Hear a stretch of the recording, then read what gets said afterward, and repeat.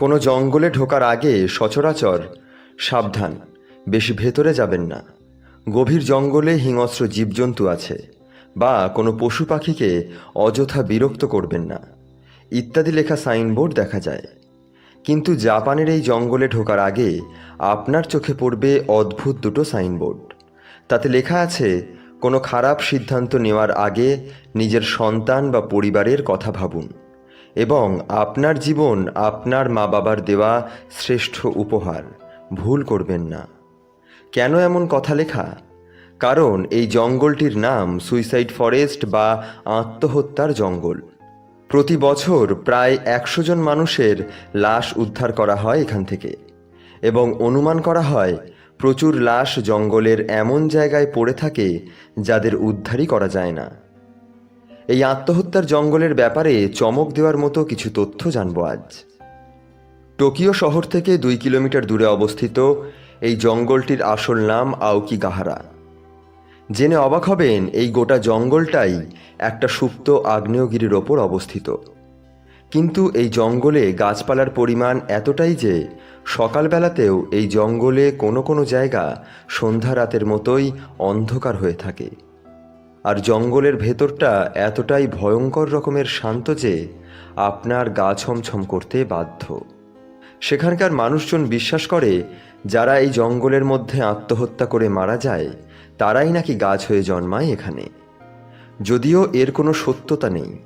কেন এত মানুষ আত্মহত্যা করতে যায় ওখানে, সেটা সঠিকভাবে বলতে পারে না কেউই। তবে এর পেছনে কয়েকটি কারণ বলে স্থানীয় লোকেরা। আগেকার দিনে নাকি জাপানের বয়স্ক বাবা মাকে এই জঙ্গলে ঘুরতে নিয়ে যাওয়ার নাম করে ছেড়ে আসতো জাপানের লোকেরা, আর ওখানে না খেতে পেয়ে বা কোনো পশুর হাতেই মারা যেত একসময়। তাদের আত্মহত্যার অভিশাপই নাকি বংশানুক্রমিকভাবে টেনে আনে তাদের পরিবারের লোকজনকে। এই জঙ্গলের ভেতর নাকি এমন কিছু অশুভ শক্তি আছে যারা মানুষের প্রাণশক্তি গ্রাস করে বেঁচে থাকে, এবং সেই অশুভ শক্তিরাই মৃত মানুষদের পরিণত করে গাছে। এই সমস্ত অশুভ শক্তিদের স্থানীয় লোকেরা ইউয়েরি বলে। তবে বিজ্ঞানী ও মনোবিদরা এসব ধারণাকে সম্পূর্ণ নাকচ করে দিয়েছেন। তাদের মতে, জাপানের মতো এত উন্নত দেশে সবাই সবসময় নিজের কাজ নিয়ে এতটাই ব্যস্ত থাকে যে মানসিক অসুস্থতা বা মন খারাপের জন্য ওদের কাছে কোনো সময় নেই। তাই মানসিক অসুস্থতায় ভোগা মানুষ এই শান্ত জঙ্গলে যান খানিকটা শান্তির খোঁজে। কিন্তু অধিকাংশ সময়ই তারা এই ঘন জঙ্গলের মধ্যে পথ হারিয়ে ফেলেন। এবং এ কথা সত্যিই যে এই জঙ্গলে মৃতদেহের খোঁজ করা রেস্কিউ টিমও গাছে গাছে দড়ি বেঁধে জঙ্গলে ঢোকেন, যাতে তারা হারিয়ে না যান। এবার যারা পথ হারিয়ে ফেলেন তারা জঙ্গলের ভেতরে কোনো কম্পাস, জিপিএস বা মোবাইল টাওয়ারের সুবিধা পান না।